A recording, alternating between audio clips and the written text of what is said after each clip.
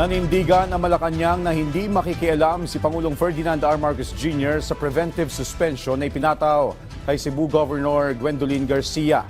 Git ni PCO Undersecretary at Palace Press Officer Atty. Claire Castro, hindi kailanman gagawin ng Pangulo na mangialam sa mga bagay na labas sa kanilang jurisdiksyon.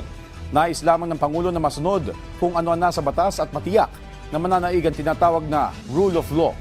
Una nang pinatawan ng 6 na buwang preventive suspension si Garcia dahil sa mga kasong grave abuse of authority, gross misconduct, serious dishonesty, gross negligence at iba pa. Ngayong araw, inatasan ng Office of the Ombudsman si Governor Garcia na magsumite ng kanyang counter affidavit. Pananaw po ng Pangulo ay laging kung ano ang dapat sa batas. Hindi po natin gagamitin yung excuse ng pamumulitika. Maaari siguro na may mga issues patungkol sa pamumulitika, but still ang Pangulo, ang gusto lamang po niya ay masunod kung ano sinasabi ng batas.